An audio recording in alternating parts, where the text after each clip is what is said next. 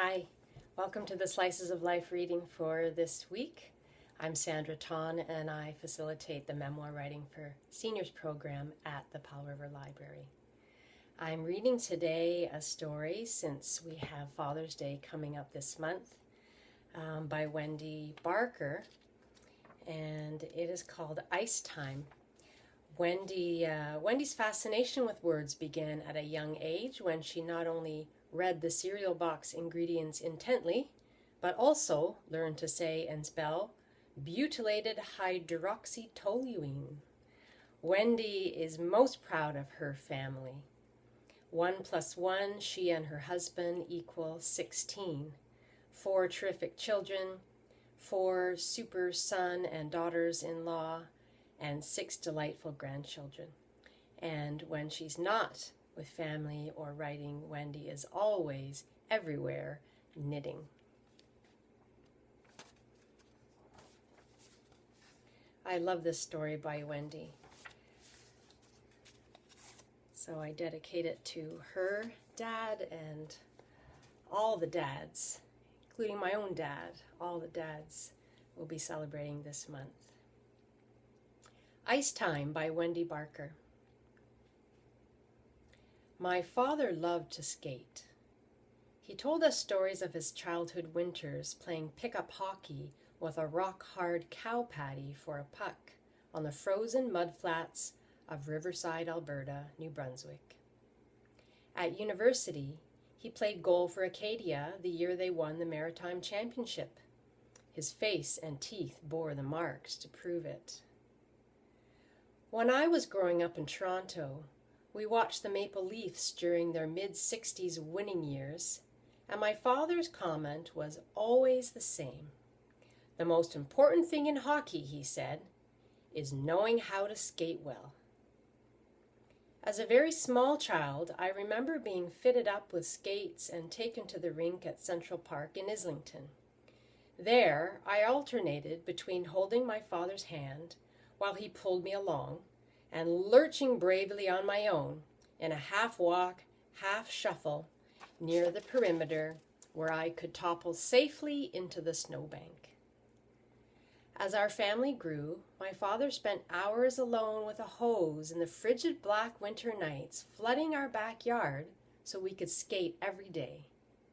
My little sisters brought out chairs to push around while they got their bearings on bob skates.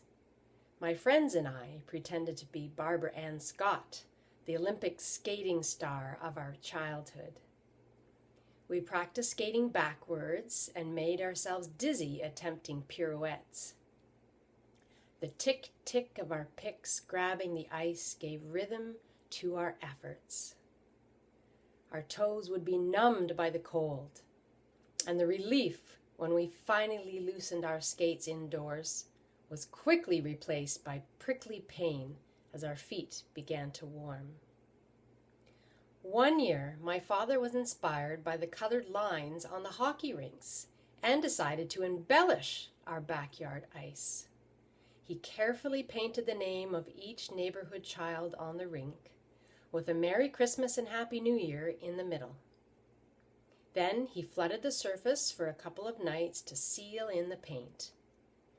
It was brilliant, and all of us children were dazzled. We laced up our skates and lined up beside our names for group pictures. For a couple of days, we were amazed and excited by our personalized rink, and then the sun came out. We all learned, to our horror, that oil-based paint resists freezing. It not only rotted up through the surface of the ice, but also destroyed the rink for the season.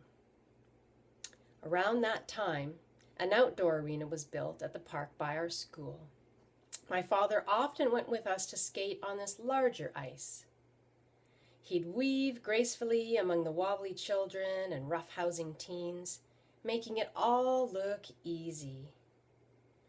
I never became good at skating, and was always slightly off balance.